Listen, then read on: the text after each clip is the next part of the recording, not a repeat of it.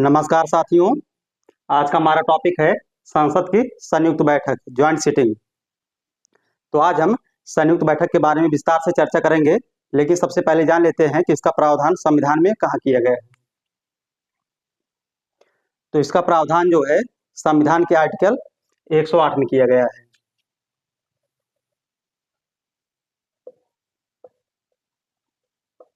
अनुच्छेद 108 में joint sitting का प्रावधान किया गया है। अब इसके बाद हम देख लेते हैं कि वो कौन कौन सी परिस्थितियां हो सकती हैं जिसमें ज्वाइंट सिटिंग बुलाई जाती है।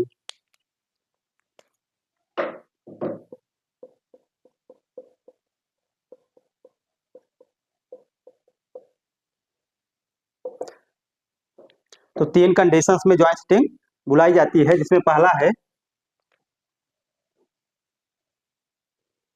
कि यदि दूसरा सदन विधेयक को अस्वीकार कर दे।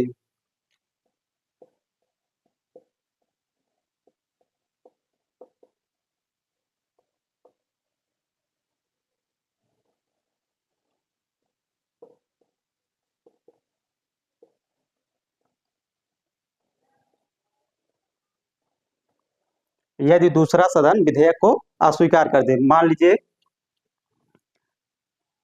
जैसे विधेयक लोकसभा से पारित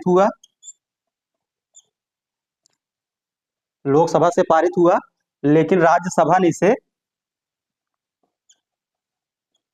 रिजेक्ट कर दिया, राज्यसभा ने इसे अस्वीकार कर दिया और लोकसभा से पारित हुआ, या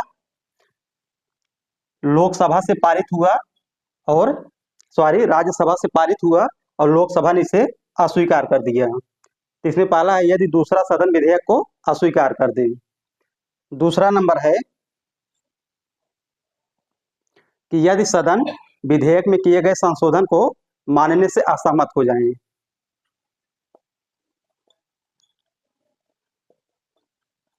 यदि सदन विधेयक में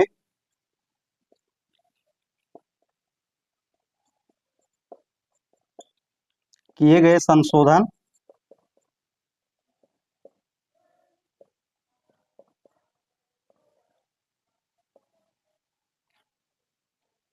को मानने से असहमत हो जाए।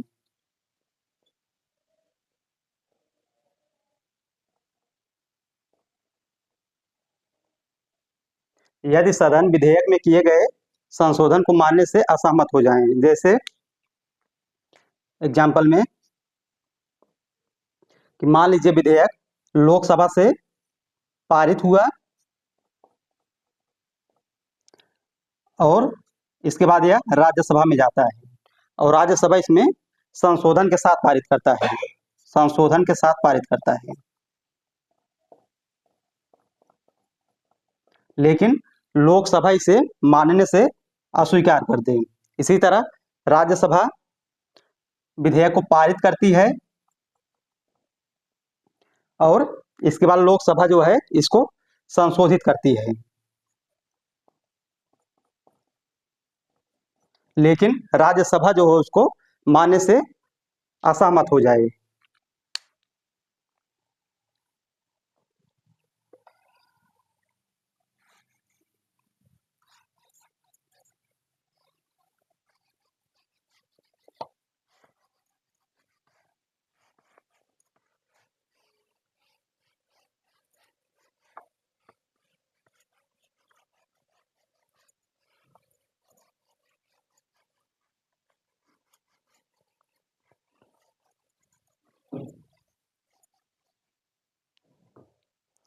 तीसरा नंबर है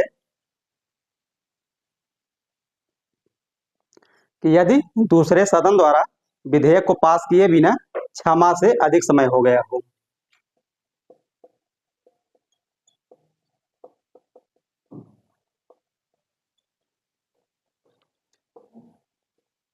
विधेयक को पास किए बिना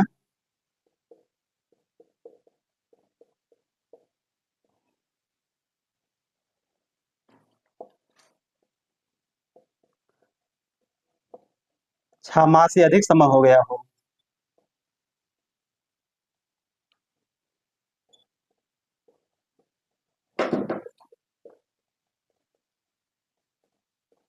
मान लीजिए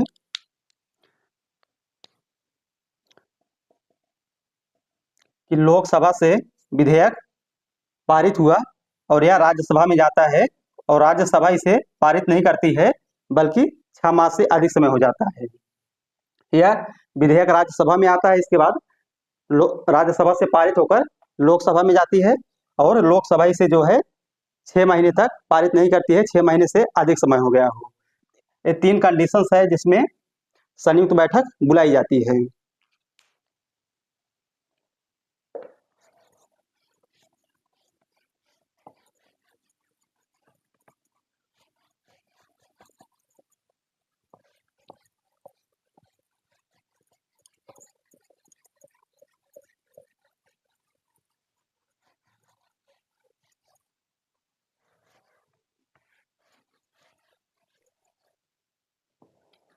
अब इसके बाद हम देख लेते हैं कि संयुक्त बैठक को कौन बुलाता है।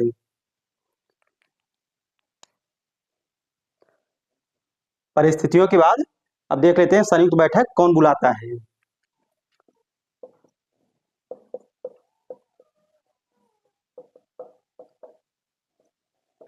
तो संयुक्त बैठक को राष्ट्रपति बुलाता है।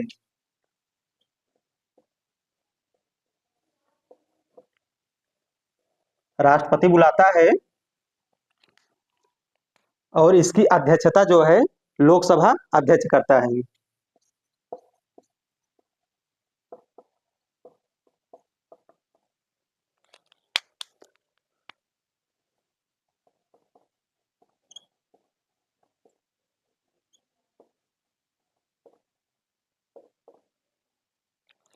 अब इसके बाद देख लेते हैं कि विधेयक कैसे पारित होता है। विधेयक का पारित होना,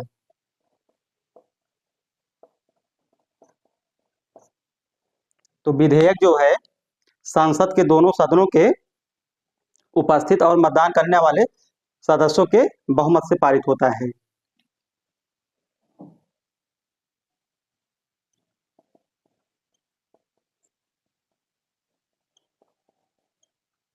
संसद के उपस्थित और मतदान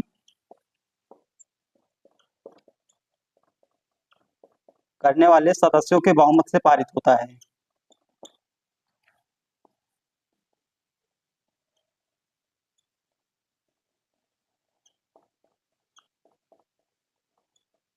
अर्थात साधारण बहुमत से।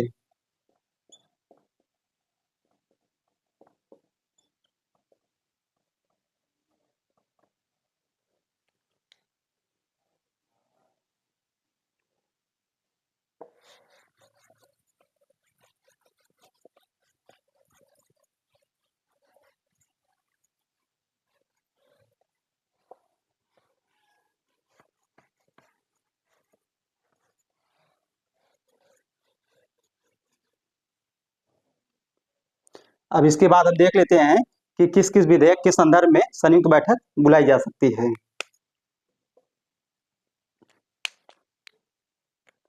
तो साधारण विधेयक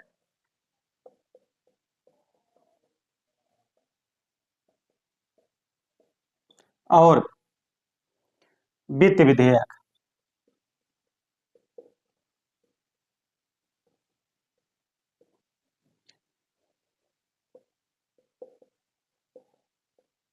के संदर्भ में संयुक्त बैठक बुलाई जा सकती है और धन विधेयक तथा संविधान संशोधन विधेयक के संबंध में संयुक्त बैठक नहीं बुलाई जा सकती।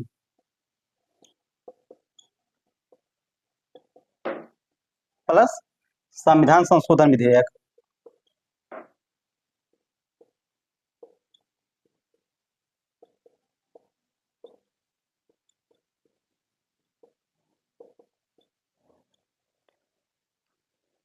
तो इस प्रकार आज हमने संसद के दोनों सदनों की संयुक्त बैठक पर चर्चा किया।